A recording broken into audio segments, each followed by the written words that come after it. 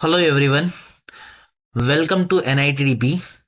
हम लोग अभी एक एक्सेल की सीरीज स्टार्ट करने वाले हैं।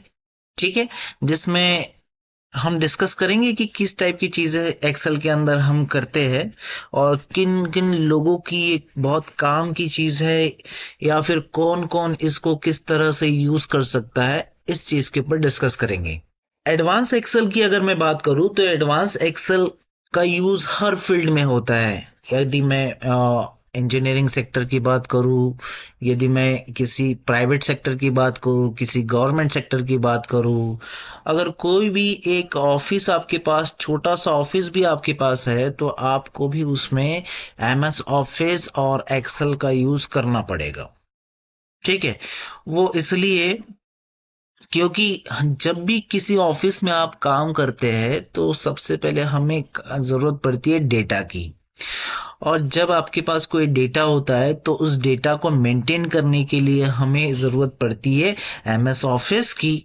और MS ऑफिस के अंदर दो तीन चीजें होती है। एक तो होता है आपका MS वर्ड, दूसरा होगा आपका पावर पॉइंट, और तीसरा होता है आपके पास एक्सेल। और एक्सेल के ही ब्रॉड फॉर्म को हम कहते हैं एडवांस एक्सेल। ठीक है, जिसके अंडर में हम समझते हैं कि कितने सारे फंक्शंस होते हैं। ठीक है, उसमें फॉर्मूला बेस्ड हम काम कर सकते हैं। यदि कोई इंजीनियर है, कोई सिविल इंजीनियर है, तो वो सिविल इंजीनियर क्या कर सकता है, इस एक्सेल का बहुत अच्छी तरह से यूज कर सकता है। और सिविल इंजीनियर जो है उसको हमें पर्टिकुलर एक एस्टिमेशन के लिए हमें उसका यूज करना पड़ सकता है। ठीक है, तो इस वीडियो में हम एक्सेल की शीट को ओपन करके देखेंगे कि एक्सेल की शीट कहाँ से हम ओपन करते हैं। एक्सेल की शीट को ओपन करने के लिए सबसे पहले आप ध्यान दीजिए, आपके पास यहाँ एक सर्च का ऑप्शन दिखाई दे रहा है। आप यहाँ नीचे साइड देख सकते हैं। आप इस सर्च के ऑप्शन पे क्लिक करेंगे और सर्च पे क्लिक करने के बाद यहाँ पे EXCEL इंटर करेंगे। तो देखिए आपके पास क्या लिखा हुआ आ रहा है, यहाँ पे एक्सेल 2013 लिखा हुआ आ रहा है। ठीक है, और जैसा आपके पास ये एक्सेल का एप्लीकेशन शो करे, तो आप इस एप्लीकेशन पे क्लिक कर देंगे। और इस एप्लीकेशन पे क्लिक करने के बाद कुछ इस टाइप के टेम्पलेट्स आपके पास शो होंगे। ठीक है, तो मुझे कैसा चाहिए, मुझे पाइड टेबल अभी यूज नहीं करना है, तो मैं यहाँ देखिए ये क्या है, ये सारे के सारे आपके पास टेम्पलेट्स है। अब मुझे जिस टेम्पलेट की जरूरत है उस टेम्पलेट पे मैं क्लिक करूंगा। तो यहाँ पे देखिए आपके पास मंथली एंड कंपनियां, ये house hold monthly, academic calendar, 1 year 1 month. ठीक है, आपके पास यहाँ पे बेसिक बिल बना हुआ है, आपके पास यहाँ पे एक इनवॉइस बना हुआ है, आपके पास बैलेंस शीट बनी हुई है, या आपके पास यहाँ पे डायरेक्टली बना हुआ है वीकली अटेंडेंस रिपोर्ट। तो यहाँ पे क्या आपके पास डिफरेंट डिफरेंट टाइप के टेम्पलेट्स बने हुए हैं। बट मैं क्या करूंगा, मैं आपको बेसिक से बताऊंगा कि चीजें हम कहाँ से स्टार्ट करेंगे। हम स्टार्ट करेंगे ब्लैंक वर्कबुक से। ठीक है, तो मैं यहाँ पे क्या करूंगा, ब्लैंक वर्कबुक पे क्लिक करूंगा। और ब्लैंक वर्कबुक पे क्लिक करने के बाद जैसे ही मैं उसमें क्लिक करता हूं तो मुझे ये देखिए एक्सेल का कुछ इस टाइप से इंटरफेस दिखाई देता है। अब एक्सेल का मुझे कुछ इस टाइप से इंटरफेस दिखाई देगा, तो हम समझेंगे कि इसमें किस चीज को क्या कहते हैं। अच्छा, किस चीज को क्या कहते हैं का मतलब क्या होता है कि जैसे यहाँ देखिए आपके पास एक ऑप्शन मिलता है फाइल से लेके व्यू तक का पोर्शन। अब ध्यान दीजिए, फाइल से लेके व्यू तक का जो पोर्शन है वो कहलाता है आपका मेन मेन्यू बार। फाइल से लेके व्यू तक का जो पोर्शन है आपका वो कहलाता है आपका मेन मेन्यू बार। ठीक है, जैसे home, insert, page layout, formula, data, review और व्यू, ये किसके अंडर में आएगा, आपका मेन मेन्यू बार के अंडर में आएगा। ठीक है, अगर मैं यहाँ देखिए ऊपर वाले पोर्शन की बात करूं, यहाँ पे एक ऑप्शन दिया हुआ है आपके पास सेव, दूसरा ऑप्शन दिया हुआ है आपके पास अंडू, और तीसरा ऑप्शन दिया हुआ है आपके पास रीडू। तो देखिए तीनों ऑप्शन को मिला के एक पोर्शन बन रहा है, उसको हम कहते हैं क्विक एक्सेस बार। उसको हम क्या कहेंगे, क्विक एक्सेस बार कहेंगे। ठीक है, यदि मैं यहाँ की अगर बात करूँ, देखिए यहाँ पे एक ऑप्शन दिया हुआ है clipboard, font, alignment, number, styles, cells और एडिटिंग। यहाँ पे कुछ इस टाइप से एक पोर्शन दिया हुआ है, clipboard, font, alignment, number, styles, cells, editing. ये पोर्शन होता है आपका टूल बार्स का। ठीक है, इसे हम क्या कहेंगे, जैसे आपके पास यहाँ लिखा हुआ है क्लिपबोर्ड, तो मैं इसे कहूंगा क्लिपबोर्ड टूल बार। यहाँ पे लिखा हुआ है फॉन्ट, तो ये क्या होगा, आपका टूल बार का पार्ट है, तो मैं इसको कहूंगा फॉन्ट टूल बार। यहाँ लिखा हुआ है आपके पास अलाइनमेंट, तो ये भी किसका पार्ट है, टूल बार का पार्ट है ना, तो मैं इसको कहूंगा अलाइनमेंट टूल बार। यहाँ पे दिया हुआ है नंबर, तो फिर मैं इसको कहूंगा नंबर्स टूल बार। यहाँ पे दिया हुआ है आपके पास स्टाइल्स, तो मैं इसे कहूंगा स्टाइल्स टूल बार। यहाँ पे दिया हुआ है सेल्स और एडिटिंग, तो ये सारी की सारी चीजें क्या कहलाती है, आपकी टूल्स कहलाती है, सॉरी टूल बार्स कहलाती है। ठीक है, अब यहाँ पे देखिए, अगर मैं क्लिपबोर्ड के अंदर की मैं बात करूं, जैसे यहाँ पे लिखा हुआ है कॉपी, कट, फॉर्मेट, प्रिंटर। ठीक है, तो ये होता है आपका टूल्स। अगर मैं पर्टिकुलर टूल की बात करता हूं, तो कॉपी क्या है, आपका टूल है। फॉर्मेट प्रिंटर क्या है, टूल है। कट क्या है, टूल है। यहाँ पे एक ऑप्शन दिया हुआ है बोल्ड, क्या है, टूल है। आपके पास यहाँ पे एक ऑप्शन दिया हुआ है इंक्रीज फॉन्ट, क्या है, टूल है। तो ये क्या है, सारे के सारे टूल्स हैं। बेसिकली टूल और टूल बार में डिफरेंस क्या होता है कि यदि मैं बात करता हूं क्लिपबोर्ड की, फॉन्ट की, अलाइनमेंट्स की, नंबर्स की, स्टाइल्स की, सेल्स की और एडिटिंग की, ये सारी की सारी चीजें क्या होती है, टूल बार के अंडर काउंट की जाती है।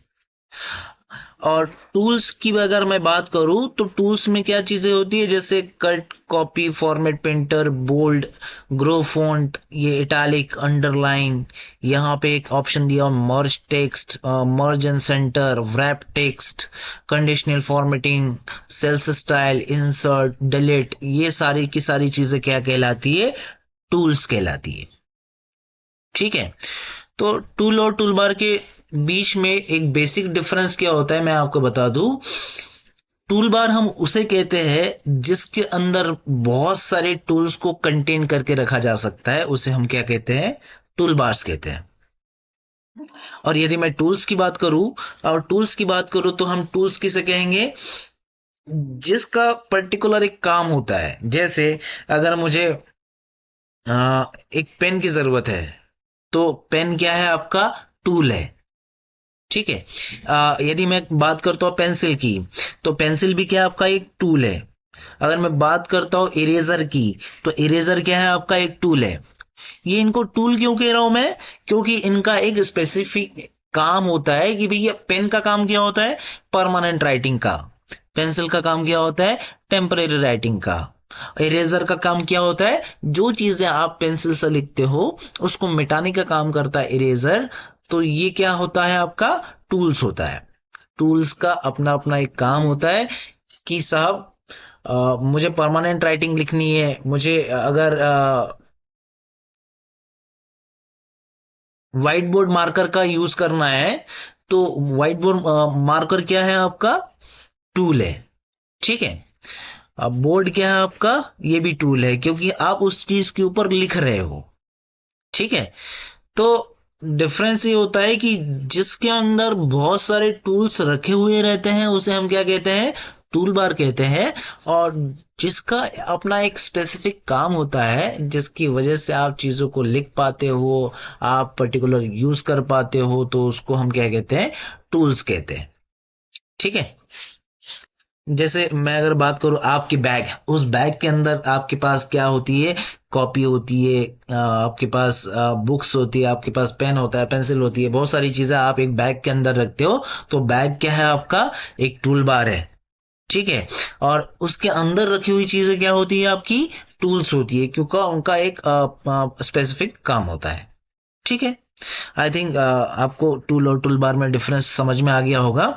तो हम आप आगे बढ़ते हैं। तो लास्ट वीडियोस में भी हमने डिस्कस किया था कि साहब यहाँ पे जो होम से लेके व्यू तक का जो पोर्शन दिखाई दे रहा है उसे हम कहते हैं मेन मेन्यू बार। और ये जो रो होगी आपके पास क्लिपबोर्ड फॉन्ट अलाइनमेंट नंबर्स वाली, इसे हम कहते हैं टूल बार्स। और इसके अंदर में जो भी टूल आपको दिखाई दे रही है उसे हम कहते हैं टूल्स, राइट। इसके अलावा यहाँ पे ध्यान दीजिए, आपके पास यहाँ एक FX लिखा हुआ है और FX के सामने एक ब्लैंक सेल है ना, व्हाइट कलर का। उसे हम कहते हैं फॉर्मूला बार। उसे हम क्या कहते हैं? Formula bar. जैसे मैं यहाँ पे क्लिक कर दूंगा तो ये क्या हो जाएगा? आपका फॉर्मूला बार हो जाएगा, है ना। फॉर्मूला कब शो होगा आपको? यदि मैं यहाँ पे कोई एक्सेल शीट के अंदर मेरे पास कुछ स्टूडेंट्स के नाम है और उनके कुछ मार्क्स दिए हुए हैं और मुझे उस मार्क्स को काउंट करना है या फिर उसके ऊपर फॉर्मूले लगाने हैं, उसमें एडिशन प्रोवाइड करना है, तो मैं यहाँ पे एक फॉर्मूला लगाऊंगा। और जब मैं यहाँ पे कोई फॉर्मूला लगाऊंगा तो वो आपका फॉर्मूला बार में लिखा हुआ दिखाई देगा। जैसे देखिए मैंने यहाँ पे कुछ लिखा तो सेम चीज आपकी कहाँ लिखी दिखाई देगी? फॉर्मूला बार में दिखाई देगी। क्लियर? तो आगे चल के हम ये सारी चीजें भी डिस्कस करने वाले हैं। अच्छा ध्यान दीजिए, ये तो हो गया आपका फॉर्मूला बार और दूसरा यहाँ हो गया आपका नेम बॉक्स। नेम बॉक्स में क्या होता है कि सपोज आपने कोई फॉर्मूला लगा दिया है और उस फॉर्मूले को हमें क्या करना है? रीनेम करना है, उसको एक पर्टिकुलर कोई नाम देना है। तो हम किसका यूज करेंगे? नेम बॉक्स का यूज करेंगे। ठीक है, ये है आपका नेम बॉक्स। नेम बॉक्स में क्या करेंगे आप? यदि कोई फॉर्मूला आप कोई लगाते हो तो उस फॉर्मूले को यदि आपको रीनेम करना है तो हम वहां पे नेम बॉक्स का यूज करते हैं। ठीक है, अब ध्यान दीजिए, आपको यहां पे दिखाई दे रहा है ABCDEFGH, ये क्या है? आपके कॉलम्स है। इसे हम क्या कहते हैं? कॉलम्स कहते हैं, है ना। मैंने जैसे ए को सेलेक्ट कर लिया तो ये ए क्या है? आपका ए नंबर का कॉलम है। बी को सेलेक्ट कर लिया तो ये बी क्या है? आपका बी नंबर का कॉलम है। सी को सेलेक्ट कर लिया तो ये क्या है? आपका सी नंबर का कॉलम है। और डी को सेलेक्ट कर लिया तो डी क्या है? आपका डी नंबर का कॉलम है ना। आप इसको सीरीज वाइज भी लिख सकते हैं। जैसे आपने इसको 1 कहा, आपने इसको 2 कहा, आपने इसको 3 कहा, आपने इसको 4 कहा। जैसे मैं बोलूंगा इसको कि 4th नंबर के कॉलम में आप कुछ लिखिए या फिर 4th नंबर के कॉलम को आप सेलेक्ट कर दीजिए। तो देखिए मैंने डी नंबर के कॉलम को सेलेक्ट किया, हम ऐसा कह सकते हैं। ठीक है, दूसरा, यदि मैं यहां पे क्लिक करूं 1 2 3 4 5, तो ये सारी चीजें क्या होती है साहब? आपकी ये कहलाती है रो। ये सारी चीजें क्या कहलाती है? रो कहलाती है। जैसे मैंने 1 को क्लिक किया तो ये क्या होगी? आपकी 1 नंबर की रो होगी। अगर मैंने यहाँ पे 2 को सेलेक्ट किया तो ये क्या होगी? आपकी 2 नंबर की रो होगी। यदि मैंने 3 को सेलेक्ट कर लिया तो ये क्या होगी? आपकी 3 नंबर की रो होगी। अगर मैंने 4 को सेलेक्ट कर लिया तो ये 4 नंबर की रो होगी। ठीक है, तो आई थिंक आपको रो और कॉलम में डिफरेंस समझ में आ गया होगा। ठीक है, अच्छा यदि मैं बात करूं कि साहब आपके एक्सेल की एक शीट के अंदर आप कितना डेटा इनपुट कर सकते हैं। अगर मैंने आपसे कहा कि एक्सेल की शीट के अंदर एक शीट में आप कितना मैक्सिमम कितना डेटा लिख सकते हैं, तो आपको क्या करना है? आप चेक कैसे करेंगे कि मैक्सिमम कितना डेटा ले सकते हैं आप इसमें? जैसे मेरा कर्सर अभी किस में है? 1 पे है, 1 नंबर की रो पे है। और रो 1 नंबर की रो के है। अब मुझे लास्ट इस शीट की लास्ट रो पता करनी है कि लास्ट कितने नंबर की रो है। तो मैं कंट्रोल प्रेस करूंगा और कंट्रोल प्रेस करने के बाद डाउनवर्ड बटन प्रेस करूंगा तो आप देखिए 10,48,576 इतना डेटा आप एक्सेल की एक शीट में रख सकते हैं या इनपुट कर सकते हैं या मेंटेन कर सकते हैं। इतना डेटा एक्सेल की एक शीट में आप मेंटेन कर सकते हैं, है ना। क्या किया मैंने? अब देखिए आपके पास कीबोर्ड रखा हुआ है। उस कीबोर्ड में सबसे पहले आप कंट्रोल की बटन दबा के रखिए और कंट्रोल की बटन प्रेस करने के बाद 4 एरो दिया हुआ है। एक डाउनवर्ड दिया हुआ है, एक लेफ्ट साइड में दिया हुआ है, एक राइट साइड में दिया हुआ है और एक अपवर्ड दिया हुआ है। तो आप कंट्रोल की बटन प्रेस करके रखिए और अपवर्ड जाने वाले एक बटन को सेलेक्ट कर लीजिए। तो आप देखिए वापस अपने 1 नंबर की पोजीशन पे आ जाएंगे। क्लियर? क्या किया हमने, कंट्रोल प्रेस किया और डाउनवर्ड वाला एरो को सेलेक्ट कर दिया तो आप इस शीट की लास्ट रो में आ जाएंगे। ठीक है,